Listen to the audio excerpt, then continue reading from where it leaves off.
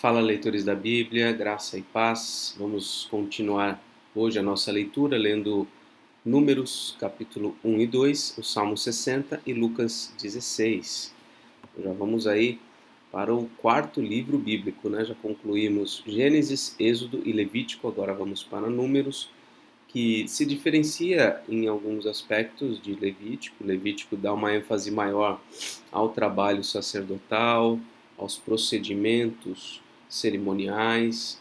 Números vai trazer um registro, né, de como Deus organizou o povo para se preparar para entrar na terra do Egito, na terra de Canaã, perdão. Nesse primeiro capítulo, os primeiros capítulos vai falar sobre o censo, vai falar sobre o número das pessoas de cada tribo, vai falar sobre a organização das tribos ao redor do tabernáculo. Então, são informações a respeito da, de como era aquele povo, como Deus estava conduzindo aquele povo. Tá?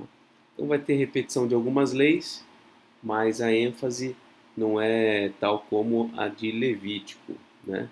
Talvez em alguns contextos, alguns momentos, o texto pareça realmente mais pesado também. Não creio que seja tão simples como foi o de Levítico, né? Brincadeira. O de Levítico foi bem denso, talvez o de Número seja denso também, mas não tanto como o de Levítico. Vamos acompanhar, vamos pedir a bênção do Senhor. Senhor Deus, pedimos a tua bênção, Pai, para nos ajudar a entender o livro de Números. Esclarece, ó Deus, para o nosso coração a tua palavra, o sentido daquilo que o Senhor fez no passado. Há coisas complexas, difíceis, mas, Senhor, com a ajuda do Teu Espírito Santo, com pesquisas que irmãos já realizaram, muito é possível desvendar da Tua palavra e conhecer para a nossa edificação. Então, abençoa-nos, ó Deus. Abençoa a vida, família de cada um dos que tem acompanhado a nossa jornada. Abençoa-nos em nome de Jesus. Amém. Então vamos lá. Esqueci de aumentar aqui, mas tudo bem. Vamos lá. No segundo ano, após a saída dos filhos de Israel do Egito, no primeiro dia do segundo mês, o Senhor falou a Moisés no deserto do Sinai, na tenda do encontro, dizendo: Levantem o censo de toda a congregação dos filhos de Israel, segundo as suas famílias, segundo a casa de seus pais, contando todos os homens nominalmente, cabeça por cabeça, da idade de 20 anos para cima, todos os capazes de sair à guerra em Israel. A esses vocês e Arão devem contar, segundo os seus exércitos. De cada tribo, vocês terão a ajuda de um homem que seja chefe da casa de seus pais. Estes, pois, são os nomes dos homens que ajudarão vocês. De Ruben, Elisur, filho de Sedur. De Simeão, Selumiel, filho de Zurizadai. De Judá, Naasson, filho de Aminadab. De Issacar, Natanael, filho de Zuar. De Zebulon, Eliabe, filho de Elon. Dos filhos de José, de Efraim, Elisama, filho de Amiúde. De Manassés, Gamaliel, filho de Pedazur. De Benjamim, Abidã, filho de Gedeoni. De Dan, Aiezer, filho de Amizai. De Aser, Pagiel, filho de Ocrã. De Gade, Eliasaf, filho de Deuel. De Naphtali, Aira, filho de Enã. Estes foram os escolhidos da congregação, os chefes das tribos de seus pais, os cabeças dos milhares de Israel. Então a gente vê aqui Deus estabelecendo liderança, né, sobre cada tribo. Cada tribo tinha o seu cabeça. Então Deus é um Deus organizado. Ele organizou todo mundo lá, cada tribo com a sua liderança própria. Então Moisés e Arão reuniram estes homens, que foram designados pelos seus nomes. E tendo ajuntado toda a congregação no primeiro dia do segundo mês, declararam a descendência deles, segundo as suas famílias, segundo a casa de seus pais, contados nominalmente de 20 anos para cima, cabeça por cabeça. Como o Senhor havia ordenado a Moisés, assim os contou no deserto do Sinai. Dos filhos de Ruben, o primogênito de Israel, as suas gerações pelas suas famílias, segundo a casa de seus pais, contados nominalmente, cabeça por cabeça, todos os homens de 20 anos para cima, todos capazes de sair à guerra, foram contados deles da tribo de Ruben, 46.500. Esse parágrafo aqui vai se repetir várias vezes, provavelmente aqui, tá? Então, as informações aí mais relevantes são essas. Dos filhos de Ruben, o nome da tribo. Aí fala das suas gerações, pelas suas famílias e tal. Segundo a casa do seu pai, contados, cabeça por cabeça. Tudo isso aqui vai se repetir várias vezes. Homens de 20 anos para cima, capazes de sair à guerra. Tudo isso vai se repetir. Então vai anotando aí. De Ruben, 46.500. Dos filhos de Simeão, as suas gerações, pelas suas famílias, segundo a casa de seus pais, contados nominalmente, cabeça por cabeça, todos os homens de 20 anos para cima, todos os capazes de sair à guerra, foram contados dele, da tribo de Simeão, 59.300. Dos filhos de Gade, as suas gerações, pelas suas famílias, segundo a casa de seus pais, contados nominalmente, de 20 anos para cima, todos os capazes de sair à guerra, foram contados deles, da tribo de Gade, 45.650. Dos filhos de Judá, suas gerações, pelas suas famílias, segundo a casa de seus pais, contados nominalmente de 20 anos para cima, todos capazes de sair à guerra, foram contados deles da tribo de Judá 74.600.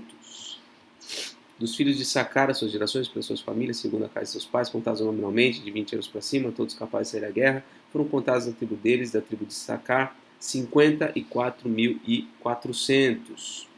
Dos filhos de Zebulon, as suas gerações, pelas suas famílias, segundo a casa de seus pais, contados nominalmente de 20 anos para cima, todos capazes de sair à guerra, foram contados deles, da tribo de Zebulon, 57.400. Está contando aí de cabeça? Dos filhos de José, dos filhos de Efraim, as suas gerações, pelas suas famílias, segundo a casa de seus pais, contados nominalmente de 20 anos para cima, todos capazes de sair à guerra, foram contados deles, da tribo de Efraim, 40.500. Dos filhos de Manassés, as suas gerações, pelas suas famílias, segundo a casa de seus pais, contados nominalmente de 20 anos para cima, todos capazes de sair na guerra, foram contados deles, da tribo de Manassés, 32.200.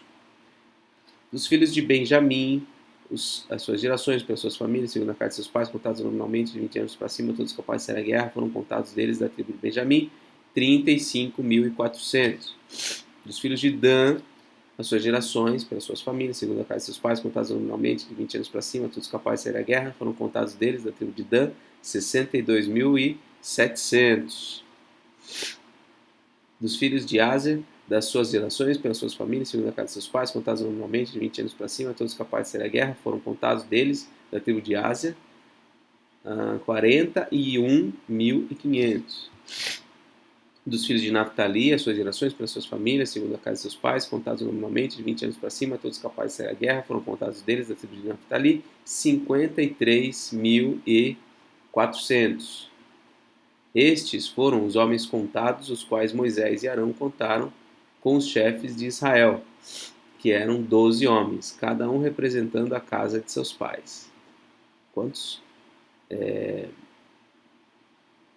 12 homens, os chefes, né? Assim, pois, todos os contados dos filhos de Israel, segundo a casa de seus pais, de 20 anos para cima, todos capazes de sair à guerra, todos os contados foram 603.550 homens.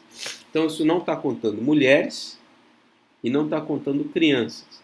Então, 603 mil homens acima de 20 anos, fora o restante, você pode por aí mais de 1 milhão de pessoas. Os levitas não são contados. Também tinha uma tribo lá que não era contada. Olha só, bastante gente. Vai para bem mais de 1 milhão aí. Mas os levitas, segundo a tribo de seus pais, não foram contados entre eles, porque o Senhor havia falado a Moisés, dizendo: somente não faça a contagem da tribo de Levi, nem levante o censo deles entre os filhos de Israel, mas encarregue os levitas de cuidarem do tabernáculo do testemunho, de todos os seus utensílios, de tudo que nele se encontra. Eles levarão o tabernáculo e todos os seus utensílios, eles ministrarão no tabernáculo e acamparão ao redor dele. Quando o tabernáculo partir, os levitas o desarmarão, e quando o tabernáculo for armado outra vez, os levitas o farão. O estranho que se aproximar será morto. Os filhos de Israel acamparão, cada um no seu arraial e cada um junto do seu estandarte, segundo as suas turmas. Esse estandarte aqui, uma bandeira, né? um marco, cada um deveria ter a sua identificação visual. Mas os levitas acamparão ao redor do tabernáculo do testemunho, para que não haja ira sobre a congregação dos filhos de Israel. Os levitas assumirão a tarefa de cuidar do tabernáculo do testemunho. Assim fizeram os filhos de Israel, segundo tudo que o Senhor havia ordenado a Moisés, assim o fizeram. Capítulo 2. O Senhor disse a Moisés e a Arão: os filhos de Israel acamparão junto ao seu estandarte, segundo as insígnias da casa de seus pais. Eles acamparão ao redor da tenda do encontro e de frente para ela. Os que acamparem ao leste, para o lado do nascente, serão os do estandarte do arraial de Judá. Então, Judá vai ficar a leste, segundo as suas turmas. E Naasson, filho de Aminadab, será chefe dos filhos de Judá. E o seu exército, segundo o censo, foram 74.600. E junto a ele acampará a tribo de Issacar. Então, primeiro falou aqui de Judá, agora Issacar. E Natanael, filho de Zuar, será chefe dos filhos de Issacar, e o seu exército, segundo o censo, foram 54.400. Aqui vai repetir as informações. Depois, a tribo de Zebulon, e Eliabe, filho de Elon, será chefe dos filhos de Zebulon, e seu exército, segundo o censo, foram 57.400. Todos que foram contados do arraial de Judá foram 186.400, segundo as suas turmas, e estes marcharão primeiro. Então, ó, primeira, como é que chamam aqui? O arraial de Judá. Ó. O arraial de Judá é formado por algumas tribos. Tá? A tribo de Judá, a tribo de Issacar, a tribo de Zebulon. Ah, se eu não falhei aqui na minha conta, são 3 tribos que formam o arraial de Judá. Judá, Issacar e Zebulon. Vamos ver o próximo. Cada um, essa turma, né, tinha que ter seu estandarte, sua insígnia. É interessante essa organização aqui. O estandarte do arraial de Ruben, então, arraial de Ruben, segundo as suas turmas, estará para o lado sul. Então, Judá é o leste, meu leste é aqui. Segundo as suas turmas, estará para o lado sul. Então, Ruben vai estar embaixo. E Elisur, filho de Sedur, será chefe dos filhos de Ruben. O seu exército, segundo o censo, foram 46.500. E junto a ele se acampará a tribo de Simeão, e Selumiel, filho de Zurizadai, será chefe dos filhos de Simeão. Seu exército, segundo o censo, foram 59.300. Depois, a tribo de Gade, então a terceira tribo aqui, e Elisar, filho de Deuel, será chefe dos filhos de Gade. Seu exército, segundo o censo, foram 45.650. Todos os que foram contados do arraial de Ruben foram 151.450, segundo as suas turmas, e estes marcharão em segundo lugar. Então, a tribo de Judá, ou o arraial de Judá, vai marchar primeiro. O arraial de Ruben vai marchar depois, que são as tribos de Ruben, de Simeão e de Gade. Versículo 17. Então partirá a tenda do encontro com o arraial dos levitas. No meio dos arraiais, como acamparem, assim marcharão. Do jeito que eles acampam, eles vão marchar na mesma ordem, eles vão andar juntos, assim. Então primeiro vai sair Judá, a leste. Depois vai sair Ruben, o sul. E aí então vai vir a turma do arraial dos levitas, trazendo o tabernáculo, né? Tenda do encontro. Aí vem o estandarte do arraial de Efraim. Então, arraial de Judá, arraial de Ruben, arraial de Efraim. Segundo as suas turmas, estará para o lado oeste. Então, lado oeste. E Elisama, filho de Amiúde, será chefe dos filhos de Efraim. E o seu exército, segundo o censo, foram 40.500. E junto a ele, a tribo de Manassés. E Gamaliel, filho de Pedazur, será chefe dos filhos de Manassés. E o seu exército, segundo o censo, foram 32.200. Depois, a tribo de Benjamim e Abidã, filho de Gideoni, será chefe dos filhos de Benjamim. O seu exército, segundo o censo, foram 35.400. Todos os que foram contados no arraial de Efraim foram 108.100. Segundo as suas turmas, esses marcharam em terceiro lugar. Então, pessoal, a oeste, arraial de Efraim, tem as tribos de Efraim, de Manassés e de Benjamim. Tá? Dá até para ir desenhando isso daí. Deve ter em algum lugar na internet a organização das tribos aí, viu? O estandarte do arraial de Dan estará para o norte. Então lá em cima, Dan, segundo as suas turmas, Iaizer, filho de Amizadai, será chefe dos filhos de Dan e seu exército, segundo o censo, foram 62.600. E junto a ele acamparam a tribo de Aser, Pagiel, filho de Ocrã, será chefe dos filhos de Azer, e o seu exército, segundo o censo, foram 41.500. Depois a tribo de Naphtali, Iaira, filho de Enã, será chefe dos filhos de Naphtali. O seu exército, segundo o censo, foram 53.500. Todos que foram contados no arraial de Dan foram 157.600. E estes marcharão no último lugar, segundo seus estandartes. Então, arraial de Dan tem a tribo de Dan, de Azer e de Naphtali. Tá? Então, os arraiais de Judá a leste. E acho que eu vou perder aqui o fio da meada. De Judá a leste, de Ruben ao sul, de Efraim a oeste e de Dan a norte. Tá? E a tribo dos levitas vai depois da tribo de Ruben. Então essa é a ordem. Primeiro de Judá, depois de Ruben, aí vem os levitas com a tenda do encontro, aí vem Efraim, depois Dan.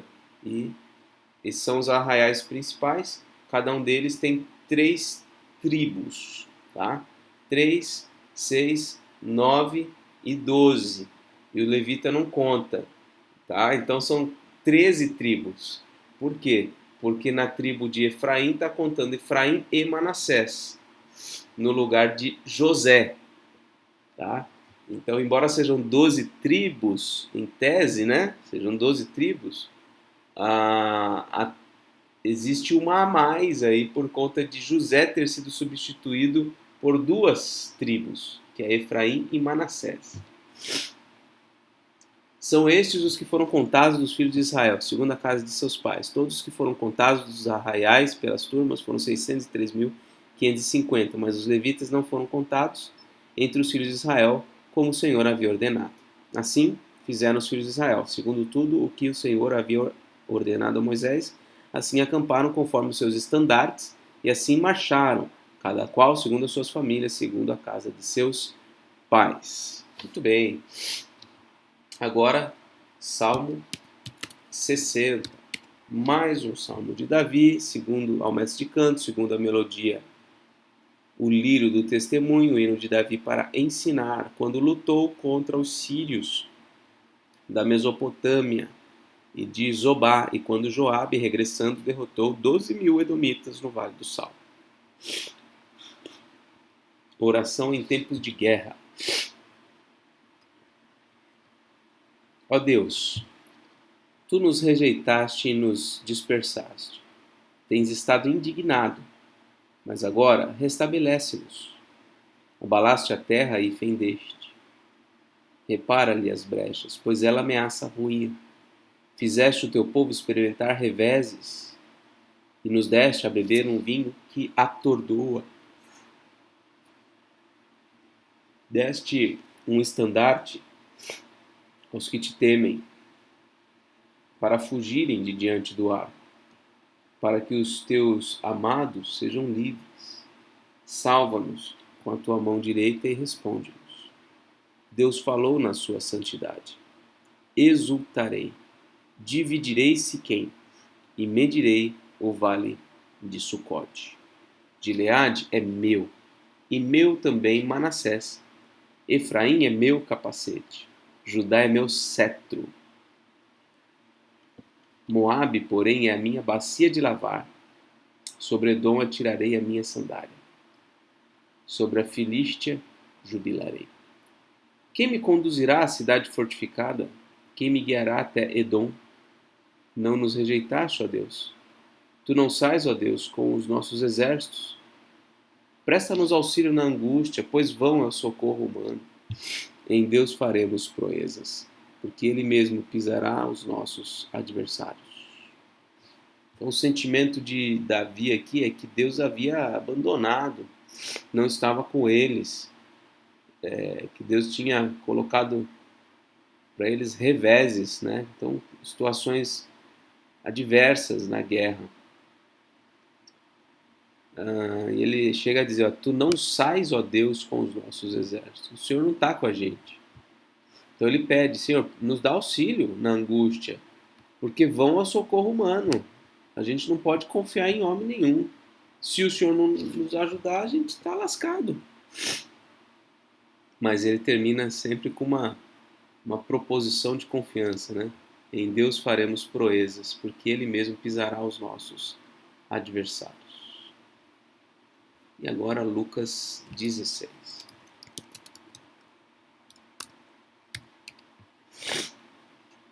A parábola do administrador infiel.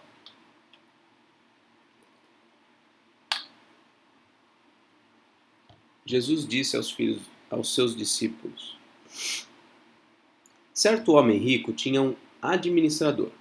Um dia ele recebeu uma denúncia de que esse administrador estava desperdiçando os bens dele. Então, chamando-o, lhe disse: que é isso que ouço a seu respeito? Preste contas da sua administração, porque você não pode mais ser o meu administrador. Então ele chama para demitir esse administrador e fala: ó, presta contas aí. Fala como tem sido a sua administração e você não vai mais continuar como administrador. O administrador então se pôs a pensar: que farei agora que estou sendo demitido pelo meu patrão? Trabalhar na terra? Não posso. De mendigar, eu tenho vergonha. Já sei o que vou fazer, para que quando for demitido as pessoas me recebam em suas casas. Tendo chamado cada um dos devedores do seu patrão, perguntou ao primeiro: quanto você deve ao seu patrão? Ele respondeu: 100 barris de azeite. Então o administrador disse: pegue a sua conta, sente-se depressa e escreva 50. Depois perguntou a outro: e você, quanto deve? Ele respondeu: 100 sacos de trigo. O administrador lhe disse: pegue a sua conta e escreva 80. E o patrão elogiou o administrador infiel por sua esperteza. Porque os filhos do mundo são mais espertos na sua própria geração do que os filhos da luz. E eu recomendo a vocês: usem a riqueza injusta para fazer amigos, para que quando a riqueza faltar, vocês sejam recebidos nos tabernáculos eternos. Quem é fiel no pouco, também é fiel no muito. E quem é injusto no pouco, também é injusto no muito. Portanto, se vocês não forem fiéis na aplicação da riqueza injusta, quem lhes confiará a verdadeira riqueza? Se vocês não são fiéis na aplicação do que é dos outros, quem lhes dará o que é de vocês? Nenhum servo pode servir a dois senhores, porque irá odiar a um e amar o outro, ou irá se dedicar a um e desprezar o outro. Vocês não podem servir a Deus e à riqueza. Essa primeira parte aqui do capítulo é muito interessante. Aqui Jesus está usando uma parábola para ensinar a respeito de como os seus servos devem lidar com o que não é deles. E aí ele conta essa parábola de alguém, um administrador infiel, que dá um jeitinho ali de parecer bom, para que quando ele for demitido, ele possa encontrar-se com essas pessoas que ele favoreceu. E essas pessoas o recebam bem. Isso é corrupção. Isso é corrupção. Aí parece estranho aqui, que aqui no versículo 8 diga que o patrão elogiou o administrador infiel por sua esperteza e que os filhos do mundo são mais espertos na sua própria geração do que os filhos da luz. A impressão que dá é que a Bíblia está dizendo, olha, a gente tem que ser esperto igual esse cara. A gente tem que ser esperto igual esse administrador infiel. Ou seja, a gente pode usar de artimanhas aí para buscar favorecimento dos outros. É isso que está sendo ensinado? Claro que não. O que a parábola está dizendo é o seguinte: um cara ímpio, para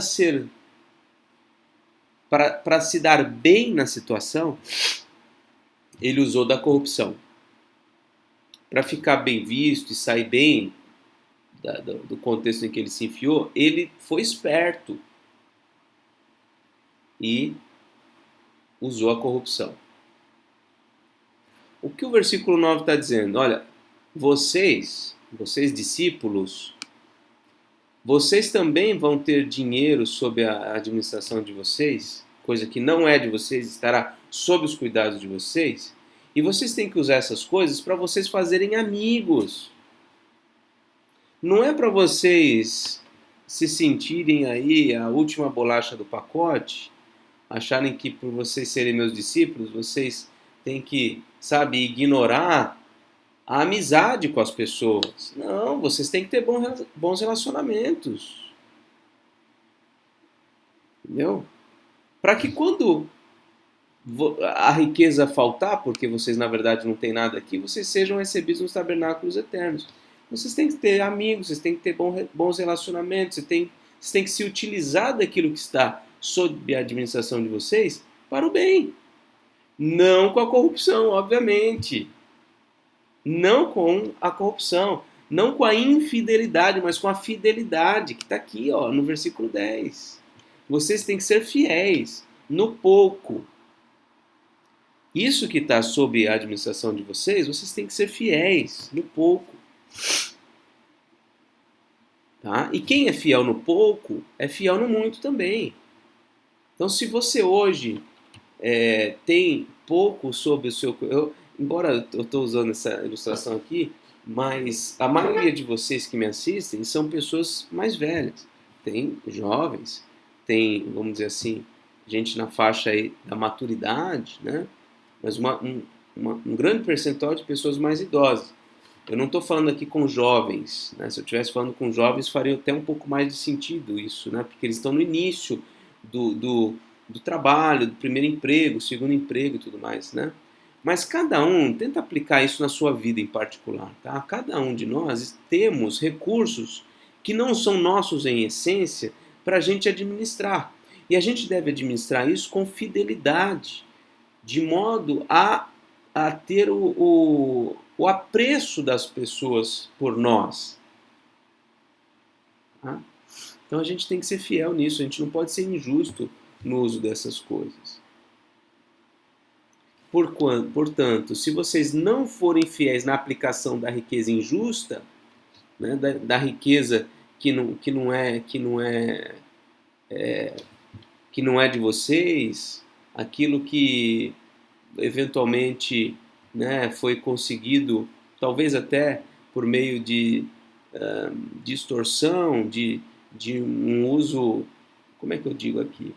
Por exemplo, você que é servidor público, você lida com recursos que foram conseguidos a partir de impostos. Impostos que nem sempre são num nível adequado. Então, é isso que eu quero dizer, entendeu? Talvez aquilo ali seja de origem injusta, não seja 100% correto a maneira como aquele recurso foi adquirido, né? Mas você precisa cuidar disso de modo fiel,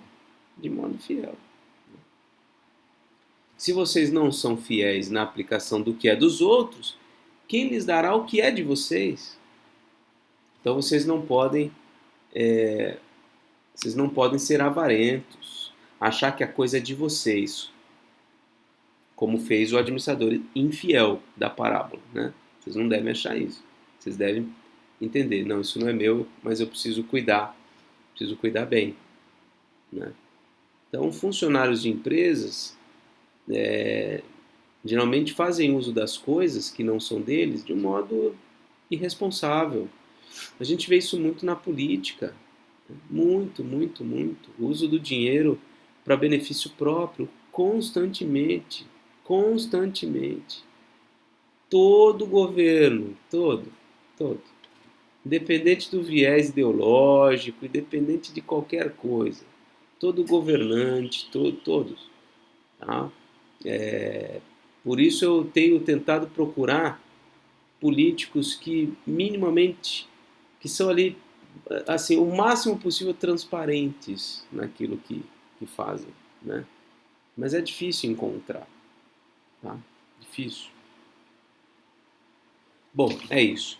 Vamos ser fiéis na administração das coisas que estão ao nosso domínio. Vamos continuar, gente. Já deve ter passado muito tempo já. Os fariseus que eram avarentos ouviam tudo isso e zombavam de Jesus. Mas Jesus lhes disse: vocês são os que justificam, os que se justificam diante dos homens, mas Deus conhece o coração de vocês. Pois aquilo que é elevado entre os homens é abominação diante de Deus. Então, os fariseus eram avarentos, amavam o dinheiro, caçoavam de Jesus. Eles falavam: vocês se justificam diante dos homens. Vocês estão aí fazendo coisas que para os homens é legal, tá tudo bem. Mas diante de Deus isso é abominação, porque Deus conhece o coração de vocês. A lei e os profetas duraram até João. Desde esse tempo, o evangelho do reino de Deus vem sendo anunciado e todos se esforçam para entrar nele. E é mais fácil passar o céu e a terra do que cair um tio sequer da lei. Essa é uma sentença também complicada, né? Todos se esforçam para entrar no reino de Deus. E aqui, ó, ele está dizendo, né, que a lei e os profetas duraram até João. Jesus não está anulando a importância da lei e dos profetas do Antigo Testamento, tá? Como se tivesse sentido uma validade somente até João Batista. Tá? Ele não veio para anular, ele veio para cumprir tudo isso, ser o cumprimento das profecias, cumprir toda a lei, certo? Então ele inaugura um tempo novo, isso é evidente. É a nova dispensação, a nova aliança, né, que não é totalmente distinta daquela primeira, mas é uma nova etapa da aliança, que é a etapa do reino de Deus, em que o reino de Deus se manifesta. Tá?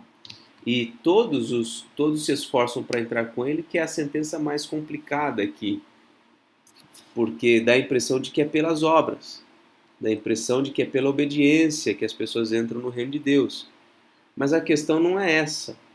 Em outros contextos, é claríssimo que é Deus quem abre os olhos do coração, quem dá um novo coração para crer, né? É o Espírito Santo quem age, produz um novo nascimento para que a pessoa possa ver o reino de Deus, mas isso não é sem esforço. Quando você vê, por exemplo, lá em João 3, os primeiros versículos, Jesus falando com Nicodemos, Jesus diz assim: aquele que não nascer da água e do Espírito não pode entrar no reino de Deus. O que seria nascer do Espírito? É porque é uma ação soberana do Espírito Santo para alguém entrar no reino de Deus. Mas também da água. Por quê? Na minha interpretação, na minha visão, a água representa a purificação, limpeza. Então não dá para entrar no reino de Deus e ficar da maneira como você era. Existe um esforço envolvido, um esforço de limpeza, de retirada do pecado, de uma nova vida sem a carga do pecado, das práticas, dos hábitos que caracterizavam a vida anterior. Então, há um esforço para entrar no reino de Deus, há uma porta estreita para entrar, há um caminho estreito para seguir. E tentar conciliar essa entrada no reino de Deus com o amor ao dinheiro, isso não dá certo. Não vai dar certo. Ele diz, é mais fácil passar o céu e a terra do que cair um tio sequer da lei. Tá? Por quê? Porque a lei de Deus, ela prevê essa questão, né? Do amor exclusivo a Deus, da adoração exclusiva a Deus. Bom, questão do divórcio. Quem repudiar sua mulher e casar com outra comete adultério, e aquele que casa com a mulher repudiada pelo marido também comete adultério. Isso tem a ver com isso aqui, ó. Tem que ter esforço para entrar no reino de Deus. Não pode divorciar, não pode repudiar a mulher. Havia certo homem rico que se vestia de púrpura e de linho finíssimo e que se alegrava todos os dias com grande ostentação. Havia também certo mendigo chamado Lázaro, coberto de feridas, que ficava deitado à porta da casa do rico. Este desejava alimentar-se das migalhas que caíam da mesa do rico. E até os cães vinham lamber-lhe as feridas. E aconteceu que o mendigo morreu e foi levado pelos anjos para junto de Abraão. Morreu também o rico e foi sepultado. No inferno, o rico, estando em tormentos, o rico levantou os olhos e viu ao longe Abraão e Lázaro junto dele. Então, gritando, disse: Pai Abraão, tenha misericórdia de mim. Mande que Lázaro molhe a ponta do dedo em água e me refresque a língua, porque estou atormentado neste fogo. Mas Abraão disse: Filho, lembre-se de que você recebeu os seus bens durante a sua vida, enquanto Lázaro só teve males. Agora, porém, ele está consolado aqui, enquanto você está em tormentos. E, além de tudo, há um grande abismo entre nós e vocês, de modo que os que querem passar daqui até vocês não podem, nem os de lá passar para cá. Então o rico disse: Pai, eu peço que mande Lázaro à minha casa paterna, porque tenho 5 irmãos, para que lhes dê testemunho, a fim de que não venham também para este lugar de tormento. Abraão respondeu: Eles têm Moisés e os profetas, ouçam-nos. Mas ele insistiu: Não, pai Abraão, se alguém dentre os mortos for até lá, eles irão se arrepender. Abraão, porém, lhe respondeu: Se não ouvem a Moisés e os profetas, também não se deixarão convencer, mesmo que ressuscite alguém dentre os mortos. Essa é uma cena estranha, é uma parábola, tá? Não é uma narrativa do rico e do mendigo aqui, tá? Muitos vão pegar textos como esse e vão misturar com ideias socialistas, aí, vamos dizer, e vão entender que existe uma luta de classe, né? Enfim, vão ver a luta de classe, essa questão de classe na Bíblia. Não é nada disso. Ser pobre não salva ninguém, tá? A impressão que alguém pode ter ao ler esse texto é de que a pobreza em si já é uma virtude. E muita gente ao longo da história pensou assim, que a pobreza é uma virtude. Então, isso justificou a venda dos bens, isso justificou uma vida de mendicância, né? Gente inteligente, gente, sabe, gabaritada, mas por ignorância mesmo, assim, por falta de uma interpretação adequada, entenderam que deveriam viver sem nada, né? E não é isso que a Bíblia está dizendo, né? A gente precisa entender corretamente. Da mesma forma que ser rico não é igual a estar condenado. Ser pobre não é igual a estar salvo, e ser rico não é igual a estar condenado. Mas a questão que a Bíblia está colocando aqui é que a riqueza representa um perigo muito grande para o coração da gente, para nos desvirtuar. A riqueza é como a sereia que canta e atrai o marinheiro, né? A sereia, ela na verdade, ela não existe. Ela é fruto da mente do marinheiro que deseja aquilo. Então ele acaba perdendo a vida dele por conta dos desejos da sua própria mente. E o dinheiro é uma ilusão. Dinheiro é vaidade. Quem se apoia no dinheiro, fatalmente, né? Quem se apoia no dinheiro, fatalmente estará perdido. Mas quem se apoia na pobreza também fatalmente estará perdido, porque o nosso apoio precisa estar em Cristo, na fé em Jesus Cristo. Então, tem muitas coisas envolvidas aqui e não dá para eu falar muito sobre isso, tá? Não tem essa questão, aquele fala da lei, né? O ponto é a lei de Deus, o Moisés e os profetas. A lei, o Moisés e os profetas já é suficiente para mostrar essas coisas. Mostrar que o dinheiro na vida do povo de Deus não é o mais importante. Moisés e os profetas, todo o Antigo Testamento já mostra isso. E quando eles se voltaram para o dinheiro, isso acabou sendo pior para eles. Tá? E aí eu convido você, se você quiser expandir essa leitura que já é longa, dá uma lidinha em Ageu capítulo 1. E você vai ver ali quando eles priorizaram as suas próprias coisas, os seus próprios interesses, tentaram acumular recursos e não fazer a obra de Deus, o que aconteceu com eles? Você vê lá. Gente, vamos encerrar assim a nossa leitura.